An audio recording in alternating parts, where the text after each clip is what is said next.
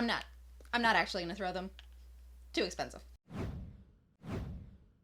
Hey everybody, welcome back to Fiction Technician. If you haven't been here before, my name is Jane Kalmus and I'm a writer of historical cozy mysteries, and today I'm kicking off a whole series on how to create a writer's digital bullet journal. So I love bullet journaling. I love scrolling through Pinterest, looking at awesome photos of other people's bullet journal spreads. I love watching people do plan with me videos on YouTube. And I have spent more than a few dollars on gorgeous BuJos that I have somehow never managed to fill up because there are two things that get in the way of me using a traditional BuJo. And one is that they never seem to be at hand when I need them. I'll think of some little writing tidbit that I know I want to include in the next scene I'm going to write, and then it turns out that my bullet journal is on another floor of my house, or I've forgotten to put it in my purse that morning. But that's a big problem for me because I can only keep up with so much. And the other problem is that I wanted my bullet journals to look beautiful, to look like the bullet journals of all these amazing creators on YouTube and Instagram, but somehow they never quite got there. It turns out that making a gorgeous bullet journal spread takes a lot of time, and so either I would spend a great deal of time on my BuJo, or I would spend a little time on it and it just wouldn't meet my expectations. Digital bullet journaling has solved all these problems because my iPad is always with me and I can use downloaded images from sites like Canva and Pexels and Pixabay to create beautiful BuJo spreads with just a few clicks. And if I should decide to take the time to draw something beautiful in my digital bullet journal, well, I can replicate that picture and use it again and again in as many spreads as I want to. So today I'm going to be showing you the tools I use to put together my digital bullet journal. I'm going to be showing you a few very simple techniques for how you can make beautiful spreads quickly, and I'm going to be sharing with you a couple of spreads that I think are good for writers, including a word tracker. All right, but before we get started, if you like my channel and you enjoy what I'm doing here, please like this video, subscribe, and share this video with another writer you think would enjoy it. Okay, let's talk about how I create a spread in Canva. There are lots of digital bullet journaling apps out there, but the two big favorites seem to be Notability and GoodNotes. I use GoodNotes, but you can download today's spread and use them with either. So there are several ways that I create spreads, but first we're going to talk about how I create spreads in Canva. Canva is a free web app that you can use. There is a paid version, but everything I'm going to show you today you can do using just the free version. So let's load up Canva.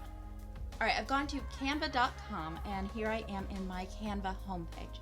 And I'm going to start a new bullet journal spread by clicking on Create a Design. I'm going to choose Custom Dimensions, and it's already got it filled in because I've done this recently. The dimensions I use for my bullet journal spreads are 1600 pixels by 1000 pixels, and that lets me use my iPad in landscape mode, which seems to be the best for me. So I create a new design. Okay, the first thing I want to do is I want to just make a simple weekly spread for me to plan my week's writing. So I'm going to go down here to Elements, and I'm going to search for rectangle. Pop one in. I'm going to make it black and kind of shrink it down because I want a nice narrow line. And then I'm going to size it up, and I'm just going to kind of play around with things until I have 7 nice boxes to represent the days of the week.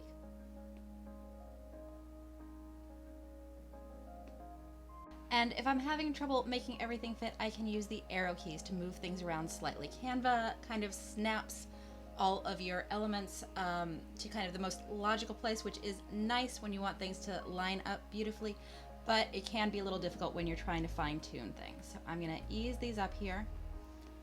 And yeah, I think I just need everything to be just a tiny bit smaller.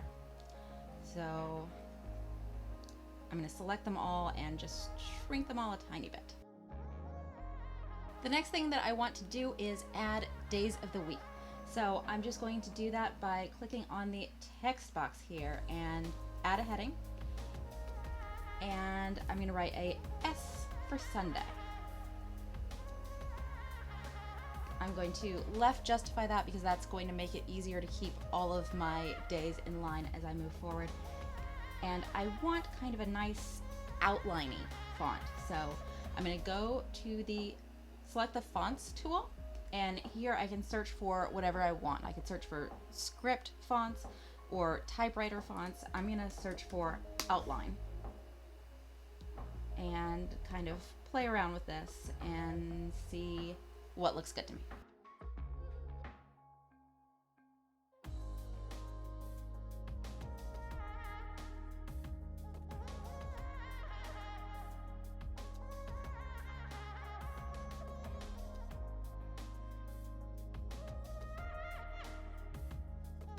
And so now we have a nice, pleasant spread, but it's a little bland.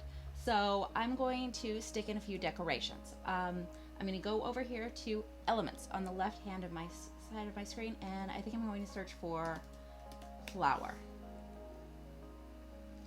And there are lots of pretty things that I can just stick in here. But that's not quite what I have in mind right now. I'm going to keep scrolling and see if I can find something that really works for me.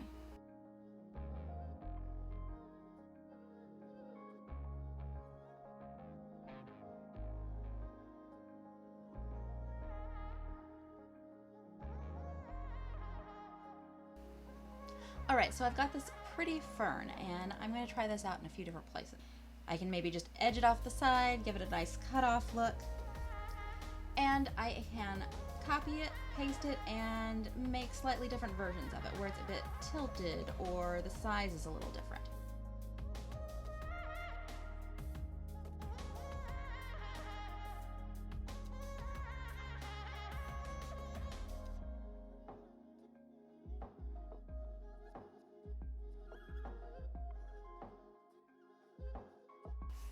So I'm really happy with my spread now. I feel like it's going to make it really easy for me to plan the week. And I'm going to show you how I'm going to put the spread into GoodNotes and begin using it.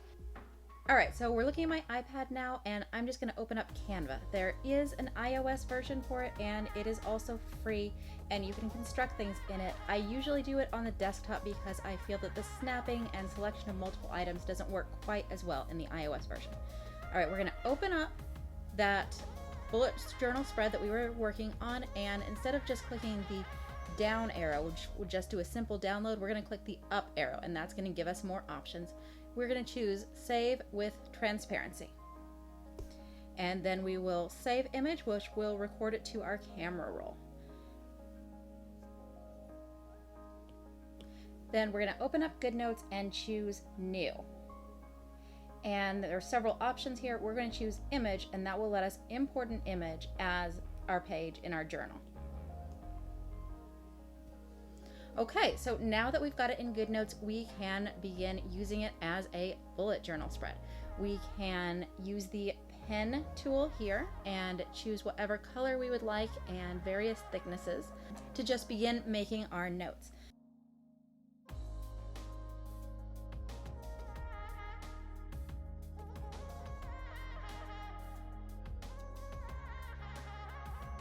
GoodNotes has so many tools you can use. You can use the highlighter to highlight a particular part of your text. You can use the shape tool to create perfect shapes and even fill them in if fill color is selected.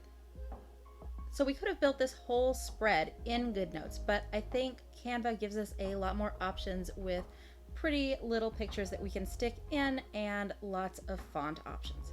Okay, now I'm going to show you how to make another spread. This is going to be a word tracker for all of those of you who are doing NaNoWriMo and trying to keep track of your word count. So I'm back in Canva here, and I'm going to create another design that is 1600 by 1000 pixels for our bullet journal. And I want to create some boxes here on the left side of the screen to record my word count for each day. So I am just going to, again, find some boxes. I'm going to use the recently used section here at the top to find that nice framey rectangle that we were using. Change it to black. Narrow it down a whole lot. And again, I'm going to do the same thing I did before. I am going to play with this until I find a way to get 30 boxes fitting nicely from top to bottom. And those are going to represent the days of November and give us a place to put our word count.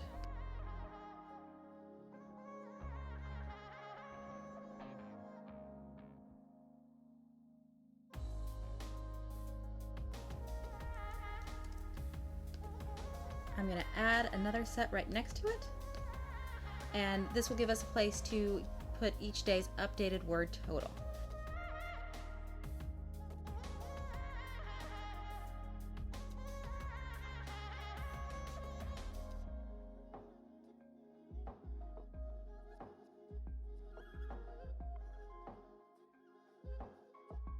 There we go. And then we need something to do with the rest of this space. Let's write word tracker across the middle, and down at the bottom I want to put in some boxes, 10 boxes, each one representing 5,000 words, so that when we get to that total in our NaNoWriMo goal, we can fill in that box in our bullet journal and kind of celebrate that moment.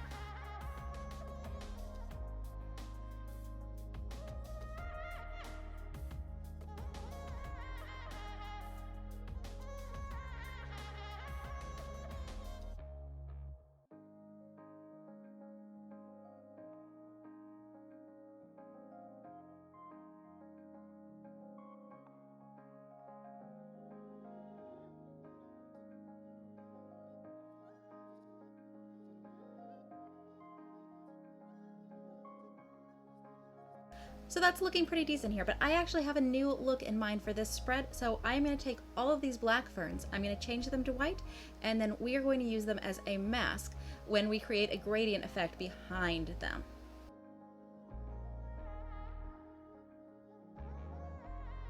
So our ferns are all whited out, and it is time to save this word tracker and download it onto our iPad where we can mess with it just a little bit more. So we're going to go back to my iPad, open up Canva again, and find our word tracker. Then we'll open it up and use that same up arrow to save with transparency. Save it to the camera roll, and now we're going to be opening up another program which is called Procreate. Procreate, as of the recording of this video, is $10. To me, it's worth every penny. I use it every day for YouTube, Instagram, bullet journaling, and any number of things. So I am going to create a new file in Procreate by hitting this plus button, and the size I want is going to be the same size as our Canva document, which is 1600 by 1000 pixels. So you can see I've already created a canvas size down here called GoodNotes Canvas, and I'm going to open that up, and then I'm going to click on this little wrench, choose the Add tab. There are 6 tabs here. We want Add and Insert a Photo. And I'm going to insert that word tracker. And because it is the same size as the canvas we're working on, it immediately snaps to the correct size. So I'm going to deselect it so that it stays in place. And what I want to do is create a gradient effect behind this whole image. So I am going to create a new layer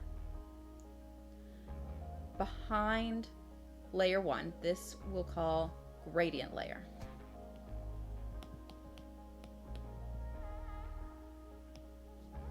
And then I'm going to choose my brush. You can choose any number of brushes. The one I most often use is called Syrup, and it just makes a nice clear line.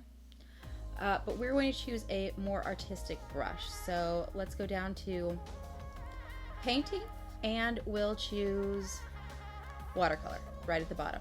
And then I'm going to choose a nice green that is kind of middling, not too saturated, not too dark. I love bright and saturated, but I'm going to go for something a little bit more muted for this spread.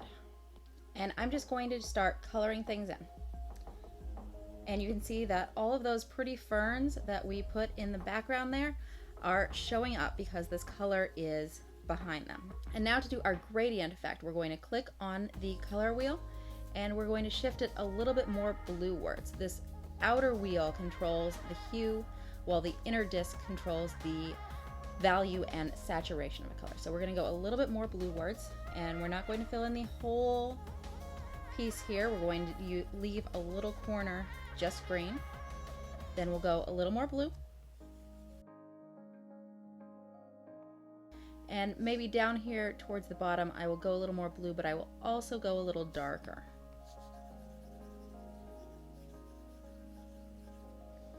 And then maybe back up at the top, I will go back to green and go a little bit lighter, try and brighten up that corner. And just smooth everything together. So now we've got this lovely word tracker, but we don't really want these boxes to be colored. So we're just going to go back up to the layer with our Canva template. We'll select white just by double clicking on the corner here, and then we'll drag it into each of these boxes.